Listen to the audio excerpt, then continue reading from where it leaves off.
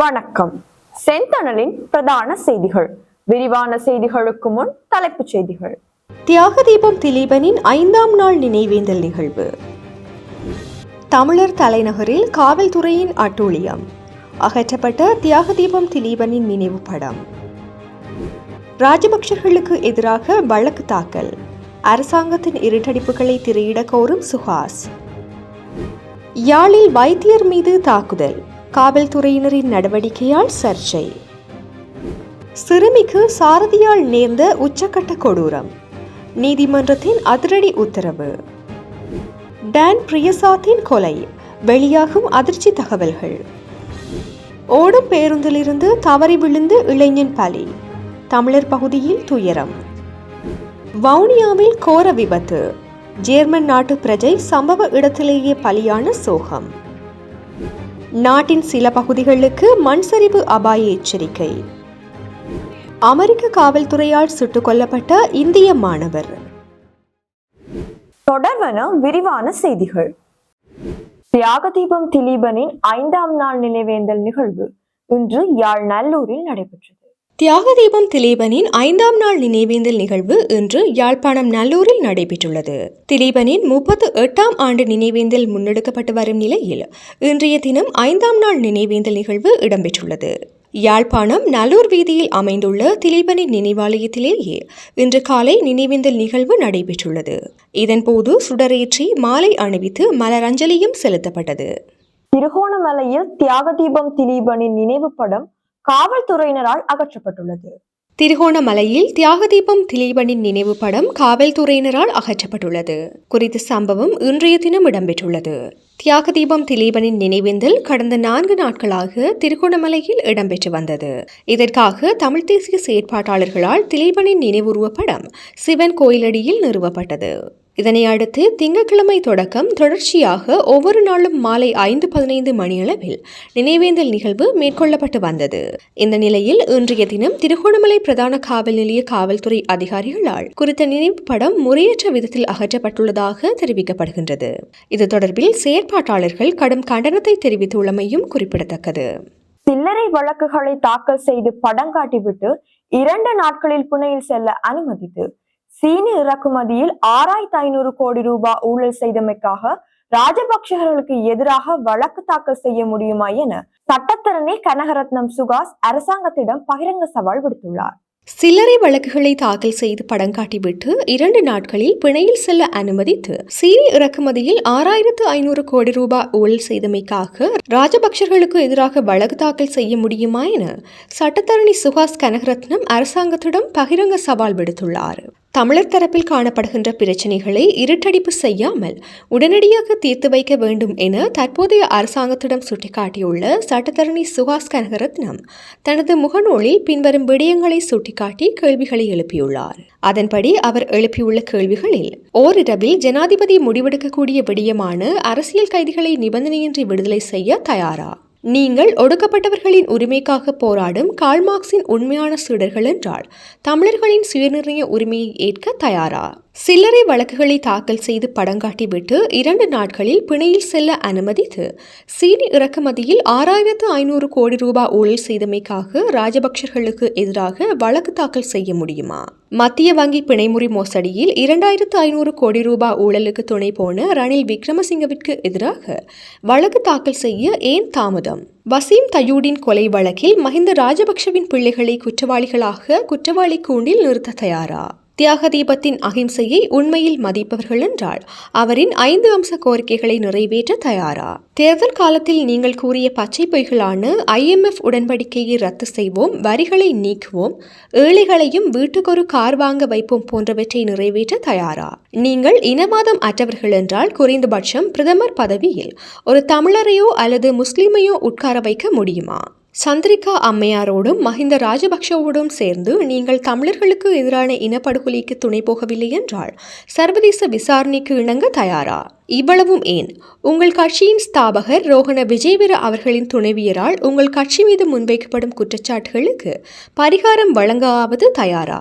முடிந்தால் மேற்குறித்தவற்றில் அரைவாசியை தன்னும் நிறைவேற்றி காட்டுங்கள். முடியாவிட்டால் கூரையில் ஏறி கோழி பிடிக்க முடியாதவன் வானத்தில் ஏறி வைகுண்டம் போனானாம் என்று வாயால் வடை சுடுவதை நிறுத்திக் கொள்ளுங்கள். இவற்றில் ஏதாவது உண்மைக்கு மாறானவைகளாக நான் குறிப்பிட்டிருந்தால் உங்கள் கட்சி சார்ந்த எவருடனும் பகிரங்க விவாதத்திற்கு தயார் எனவும் அவர் சுட்டிக்காட்டியுள்ளார்.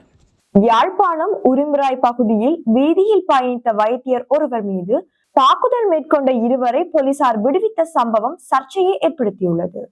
யாழ்ப்பாணம் உரும்பிராய் பகுதியில் வீதியில் பயணித்த வைத்தியர் ஒருவர் மீது தாக்குதல் மேற்கொண்ட இருவரை காவல்துறையினர் விடுவித்த சம்பவம் சர்ச்சையை ஏற்படுத்தியுள்ளது.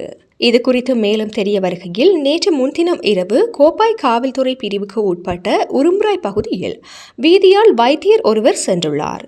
இதன்போது மதுபோதையில் இருந்த ஒரு குழுவினர் போக்குவரத்துக்கு இடையூறு விளைவிக்கும் வகையில் வீதியில் நின்றுள்ளனர். குறித்த வைத்தியர் தான் செல்வதற்கு வழிவிடுமாறு கூறிய வேளை அவர் மீது அங்கிருந்த கும்பல் தாக்குதலை நடத்தியுள்ளது. தாக்குதலுக்கு உள்ளாகி காயமடைந்த வைத்தியர் இது குறித்து கோப்பாய் காவல் நிலையத்தில் தெரியப்படுத்தியுள்ளார். இந்த நிலையில் சம்பவ இடத்திற்கு சென்ற கோப்பாய் காவல்துறையினர் இருவரை கைது செய்த நிலையில் ஏனையோர் தப்பிச் சென்றுள்ளனர். பின்னர் குறித்த வைத்தியர் யாழ்ப்பாணம் போதனா வைத்தியசாலையில் சிகிச்சைக்காக அனுமதிக்கப்பட்டுள்ளார். இவ்வாறு கைது செய்த இருவரையும் விடுவிக்குமாறு கோப்பாய் காவல் நிலைய குற்றத்தடுப்பு பிரிவு பொறுப்பதிகாரி கூறியமைக்கு அமைவாக பிணை எதுவுமின்றி அவர்கள் இருவரையும் விடுதலை செய்ததாக தெரிவிக்கப்படுகின்றது. குறித்த வைத்தியர் இன்னமும் வைத்தியசாலையில் சிகிச்சை பெற்று வரும் நிலையில் காவல்துறையினர் தாக்குதல் மேற்கொண்ட இருவரையும் விடுவித்தமையானது குறித்த கும்பலுக்கும் காவல்துறையினருக்கும் இடையே தொடர்பு உள்ளதா என்ற கேள்வியை மக்கள் மத்தியில் ஏற்படுத்தி வருகின்றது. மாணவி ஒருவரை தகாத முறைக்கு உட்படுத்திய நபர் ஒருவருக்கு 25 ஆண்டுகள் சிறை தண்டனை விதிக்கப்பட்டுள்ளது. மாணவி ஒருவரை தகாத முறைக்கு உட்படுத்திய நபர் ஒருவருக்கு 25 ஆண்டுகள் சிறை தண்டனை விதிக்கப்பட்டுள்ளது.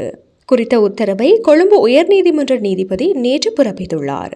வயது முதிர்ந்த வான் சாரதி ஒருவருக்கே இவ்வாறு சிறை தண்டனை விதிக்கப்பட்டுள்ளது. இந்த சம்பவம் தொடர்பில் மேலும் தெரிய வருகையில் பாடசாலையில் இருந்து வீடு திரும்புவதற்காக காத்திருந்த 9 வயது சிறுமி ஒருவரே சாரதியால் இவ்வாறு தகாத முறைக்கு உட்படுத்தப்பட்டுள்ளார். வேன் ஒன்றிற்குள் வைத்து சிறுமியை குறித்த சாரதி தகாத முறைக்கு உட்படுத்தியுள்ளதாக விசாரணைகளில் தெரிய வந்துள்ளது. அத்தோடு மேலும் 2 குற்றச்சாட்டுகள் அவர் மீது முன்வைக்கப்பட்டுள்ள நிலையில் அரசு தரப்பு சட்டத்தரணிகளால் சந்தேகத்திற்கு இடமின்றி அவை நிரூபிக்கப்பட்டுள்ளது. குற்றம் சாட்டப்பட்டவரின் வயதை கருத்தில் கொண்டு குறைந்தபட்ச தண்டனை விதிக்க வேண்டும் என்ற பிரதிவாதியின் வழக்கறிஞருடைய கோரிக்கையை நீதிபதி நிராகரித்துள்ளார். இதனையடுத்து 30,000 ரூபாய் அபராதமும் மற்றும் பாதிக்கப்பட்டவருக்கு 5 லட்சம் ரூபாய் இழப்பீடும் வழங்க உத்தரவிடப்பட்டுள்ளது. இதனுடன் குற்றம் சுமத்தப்பட்ட சாரதிக்கு 25 ஆண்டுகள் கடுங்காவல் சிறை தண்டனையும் விதிக்கப்பட்டுள்ளது. இந்த நிலையில் மகரகம காவல்துறையினரால் நடத்தப்பட்ட முதற்கட்ட விசாரணைகளை தொடர்ந்து சட்டமா அதிபர் குற்றம் சாட்டப்பட்டவருக்கு எதிராக குற்றப்பத்திரிகை தாக்கல் செய்து வழக்கு தாக்கல் செய்துள்ளமையும் குறிப்பிடத்தக்கது. மொட்டு கட்சியின் கொலன்னாவ நகரசபை வேட்பாளராக இருந்த டேன் பிரியசாத்தின் கொலையுடன் முன்னாள் ராணுவ வீரர் ஒருவருக்கு தொடர்பு இருப்பதாக குற்ற விசாரணை பிரிவினர் தெரிவித்துள்ளனர். மொட்டு கட்சியின் கொலன்னாவ நகர சபை வேட்பாளராக இருந்த டான் பிரியசாத்தின் கொலையுடன் முன்னாள் ராணுவ வீரர் ஒருவருக்கு தொடர்பு இருப்பதாக குற்ற விசாரணை பிரிவினர் தெரிவித்துள்ளனர். முத்துக்கள் மற்றும் சட்டவிரோத சிகரெட்டுகள் கடத்தல் தொடர்பாக கேகாலை பிரிவு குற்ற விசாரணை பிரிவு அதிகாரிகள் நேற்றைய தினம் நடாத்திய விசாரணையின் போதே அவர் கண்டுபிடிக்கப்பட்டுள்ளார். இதன்போது கடத்தல் மற்றும் மோசடி குற்றச்சாட்டில் ஒரு பெண் உட்பட மேலும் 3 சந்தேக நபர்கள் கைது செய்யப்பட்டுள்ளனர்.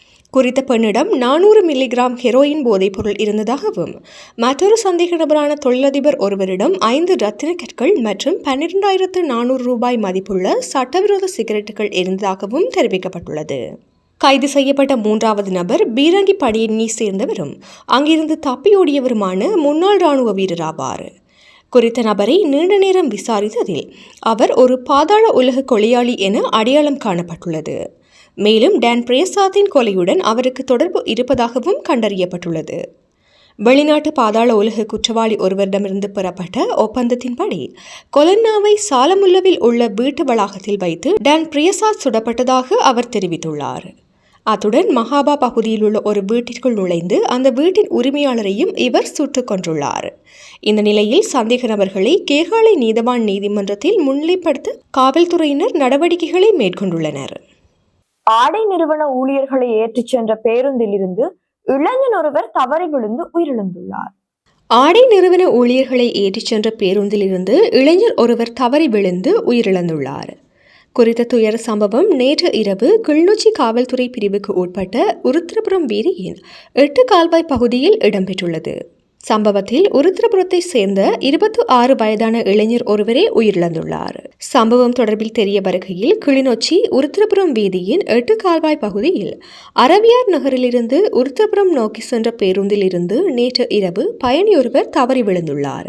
ஆடை நிறுவன ஊழியர்களை ஏற்றிச் சென்ற பேருந்திலிருந்தே குறித்த இளைஞர் தவறி விழுந்துள்ளார். விபத்தில் காயமடைந்த குறித்த நபர் கிளிநொச்சி வைத்தியசாலையில் சேர்க்கப்பட்ட பின்னர் சிகிச்சை பலனின்றி உயிரிழந்துள்ளார். அவரின் சடலம் கிளிநொச்சி வைத்தியசாலையின் பிரேத அறையில் வைக்கப்பட்டுள்ளது. மேலும் குறித்த பேருந்து சாரதி கைது செய்யப்பட்டுள்ளதை அடுத்து சம்பவம் தொடர்பிலான மேலதிக விசாரணைகள் மேற்கொள்ளப்பட்டு வருகின்றது. வவுனியா கனகராயன்குளம் பகுதியில் இன்று இடம்பெற்ற விபத்தில் ஜெர்மன் நாட்டைச் சேர்ந்த ஒருவர் உயிரிழந்துள்ளார். வவுனியா கனகராயன்குளம் பகுதியில் இன்று இடம்பெற்ற விபத்தில் ஜெர்மன் நாட்டை சேர்ந்த ஒருவர் உயிரிழந்துள்ளார்.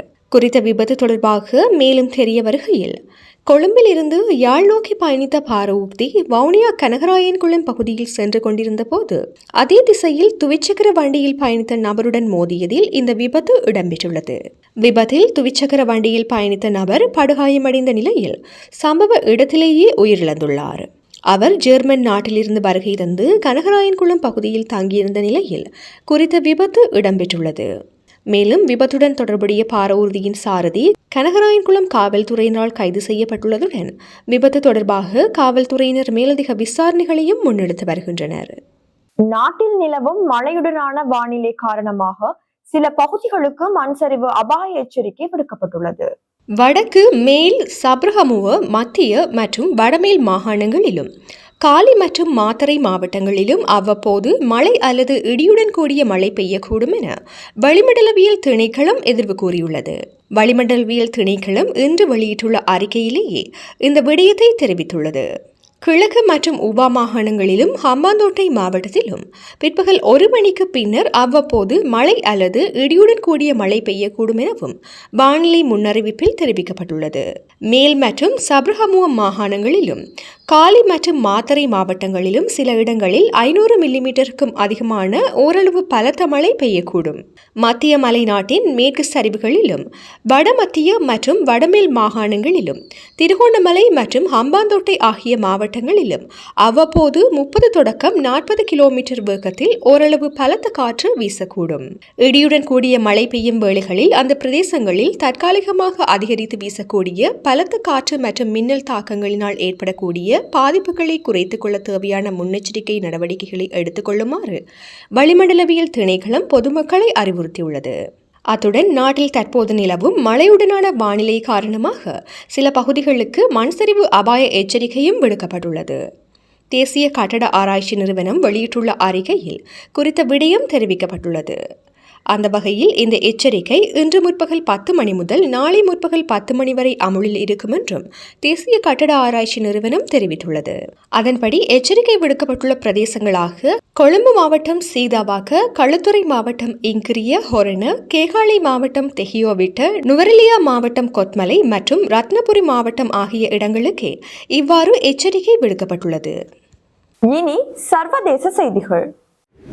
அமெரிக்காவில் இந்திய மாணவர் ஒருவர் காவல்துறையினரால் சுட்டுக் கொல்லப்பட்டுள்ளதாக சர்வதேச ஊடகங்கள் செய்தி வெளியிட்டுள்ளன. அமெரிக்காவில் இந்திய மாணவர் ஒருவர் காவல்துறையினரால் சுட்டுக் கொல்லப்பட்டுள்ளதாக பன்னாட்டு ஊடகங்கள் செய்தி வெளியிட்டுள்ளன. அமெரிக்காவில் முதுநிலை பட்டப்படிப்பு படித்து வந்த முகமது நிஜாமுதீன் என்ற 30 வயதுடைய மாணவரே இவ்வாறு சுட்டுக் கொல்லப்பட்டுள்ளார். குறித்த மாணவர் கலிபோர்னியா மாகாணத்தில் உள்ள புளோரிடா கல்லூரியில் முதுநிலை பட்டப்படிப்பு படித்து வந்ததாக தெரிவிக்கப்படுகின்றது. சம்பவம் தொடர்பில் மேலும் தெரிய வருகையில் தெலங்கானா மாநிலத்தை சேர்ந்த குறித்த மாணவர் படித்துக் கொண்டே கலிபோர்னியாவின் சாண்டா கிளாராவில் உள்ள தகவல் தொழில்நுட்ப நிறுவனம் ஒன்றில் பகுதி நேரமாக பணிபுரிந்து வந்துள்ளார். இந்த நிலையில் விடுதியறையில் உடன் இருந்தவரை கத்தியால் குத்திய காரணத்திற்காக அவரை அமெரிக்க காவல்துறையினர் சுட்டுக் கொன்றதாக தெரிவிக்கப்படுகின்றது. இது தொடர்பில் அமெரிக்க காவல்துறையினர் வெளியிட்டுள்ள அறிக்கையில் சாண்டா கிளாராவில் உள்ள விடுதியில் உடன் இருந்தவரை நிஜாமுதீன் கத்தியால் குத்தியுள்ளார். அறையில் இருந்த நண்பரை பலமுறை கத்தியால் குத்தி நிஜாமுதீன் காயப்படுத்தியுள்ளார். இது தொடர்பாக காவல்துறையின் அவசர எண் 911க்கு தகவல் கிடைத்தது. உடனடியாக காவல்துறையினர் சம்பவ இடத்திற்கு சென்று பார்த்ததில் அறையில் ஒருவர் கத்தியுடன் மற்றொருவரை பிடித்து வைத்திருந்ததால் அவர் மீது துப்பாக்கிச்சூடு நடத்தப்பட்டது. உடனடியாக இருவரும் மருத்துவமனைக்கு அழைத்து செல்லப்பட்ட நிலையில் நிஜாமுதீன் உயிரிழந்து விட்டதாக மருத்துவர்கள் தெரிவித்தனர். அறையில் காயங்களுடன் மீட்கப்பட்டவர் சிகிச்சையில் உள்ளார். இந்த சம்பவம் தொடர்பாக சாண்டா கிளாரா மாவட்ட நீதிமன்றமும் சாண்டா கிளாரா காவல்துறையும் கூட்டு விசாரணையை நடத்தி வருகின்றன என தெரிவிக்கப்பட்டுள்ளமை குறிப்பிடத்தக்கது.